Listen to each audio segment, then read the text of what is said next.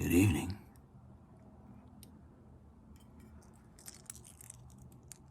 Cheers.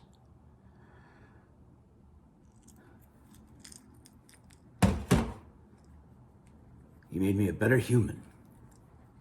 And that is the hallmark of a true friend.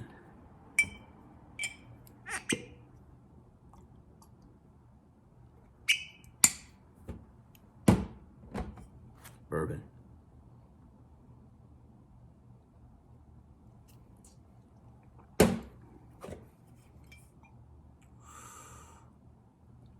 Really good bourbon. Paloma. Cheers.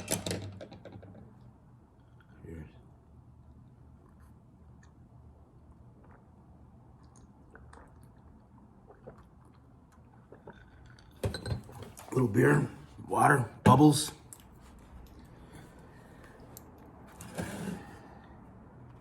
Pardon. 14? Could it be? How long have we been here? Who are you people? Where we left off. What should I do, goddammit? What I should do is call the police. He sagged. The cops. I nodded. Yeah, there's no choice. I wouldn't dare go to sleep with you wandering around in this condition, with a head full of acid wanting to slice me up with a goddamn knife. He rolled his eyes for a moment and tried to smile. Who said anything about slicing you up, he mumbled. I just wanted to carve a little Z in your forehead. Nothing serious. He shrugged and reached for a cigarette on top of the TV set. I menaced him again with the mace can. Get back in that tub, I said. Eat some Reds. Try to calm down. Smoke some grass. Shoot some smack. Shit. Do whatever you have to do, but God, let me get some rest. He shrugged, smiled distractedly, as if everything made perfect sense. Hell yes, he said very earnestly.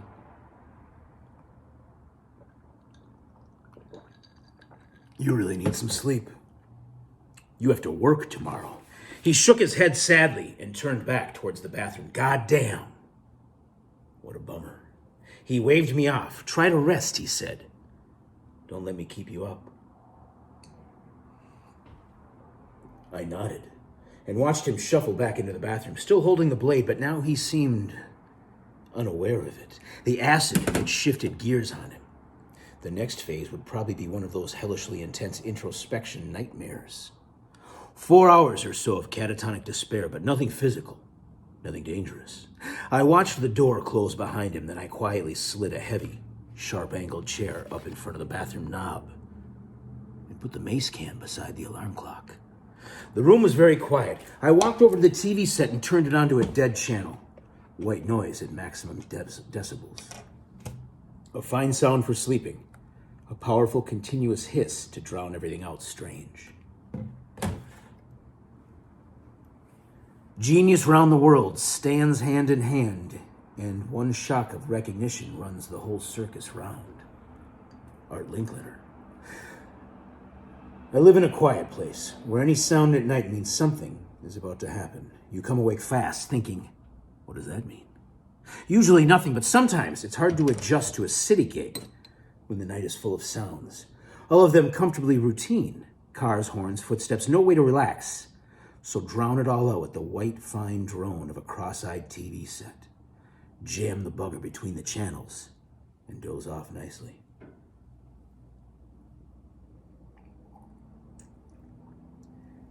Ignore that nightmare in the bathroom. Just another ugly refugee from the love generation. Some doom-struck gimp who couldn't handle the pressure.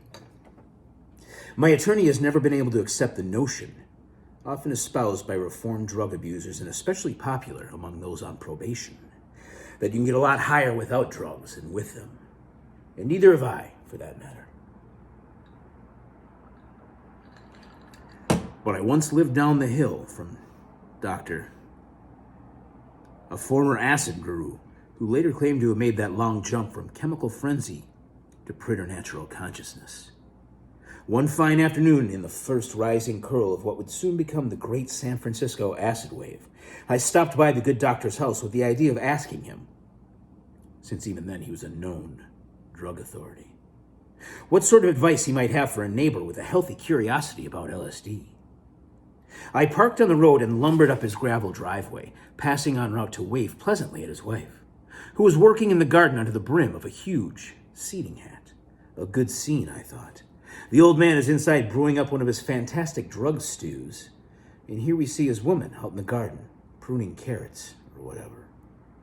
Humming while she works, some tune I failed to recognize. Humming. Yes. But it would be nearly 10 years before I recognized the sound for what it was, like Ginsberg far gone in the Om. She was trying to hum me off. That was no old lady out there in the garden. It was the good doctor himself, and his humming was a frantic attempt to block me out of his higher consciousness. I made several attempts to make myself clear. Just a neighbor come to call and ask the doctor's advice about gobbling some LSD in my shack just down the hill from his house. I did, after all, have weapons. And I like to shoot them, especially at night, with the great blue flame would leap out, along with all that noise. And yes, the bullets, too. Couldn't ignore that. Big balls of lead alloy flying around the valley at speeds of up to 3,700 feet per second. But I always fired into the nearest hill, or failing that, into the blackness. I meant no harm. I just liked the explosion. And I was careful never to kill more than I could eat. Kill? I realized I could never properly explain that word to this creature toiling here in the garden. Had it ever eaten meat? Could it conjugate the verb hunt? Did it understand hunger? Or grasp the awful fact that my income averaged around $30 a week that year? Around $32 a week that year? No. No hope of communication in this place. I recognized that, but not soon enough to keep the drug doctor from humming me all the way down his driveway and into my car and down the mountain road. Forget LSD, I thought. Look what it's done to that poor bastard.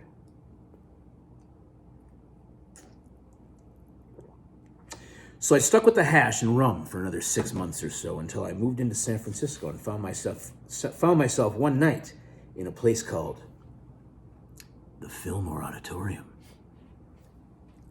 And that was that. One gray lump of sugar and boom.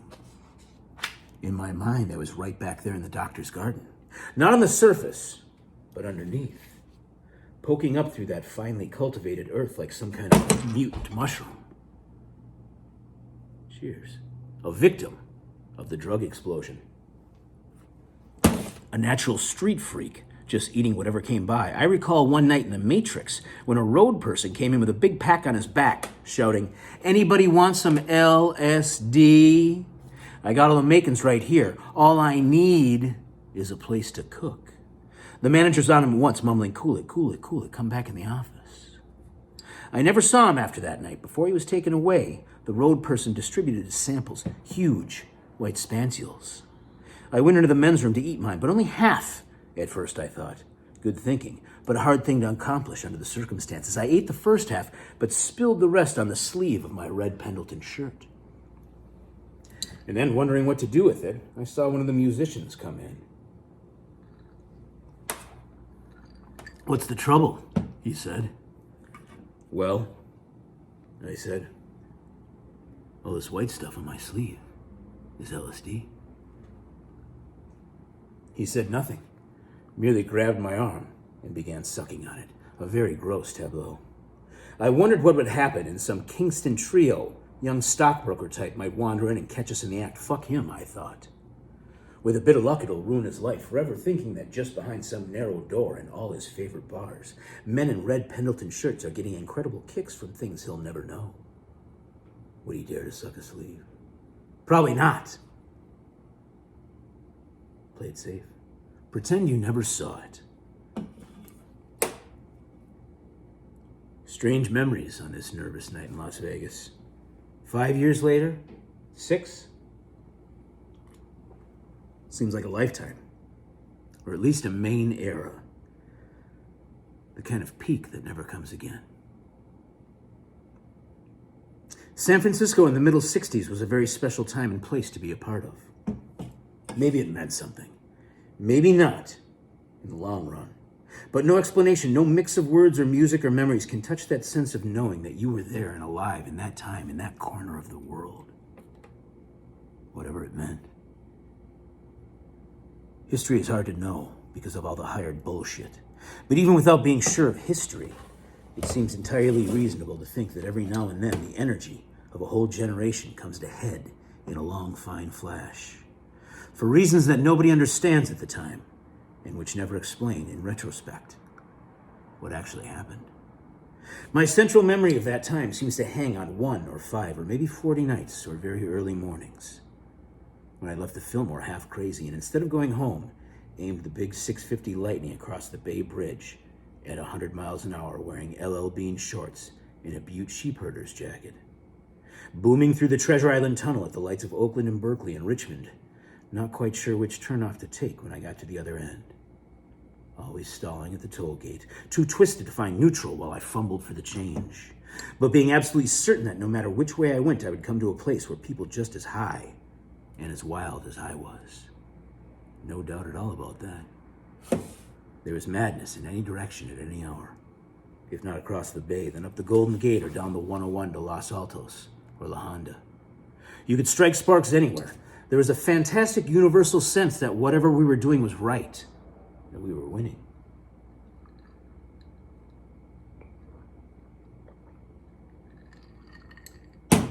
And that, I think, was the handle. That sense of inevitable victory over the forces of old and evil. Not in any mean or military sense. We didn't need that. Our energy would simply prevail. No point in fighting, on our side or theirs. We had all the momentum. We were riding the crest of a high and beautiful wave. Now, less than 5 years later, you can go up on a steep hill in Las Vegas and look west. And with the right kind of eyes, you can almost see the high water mark. That place where the wave finally broke and rolled back.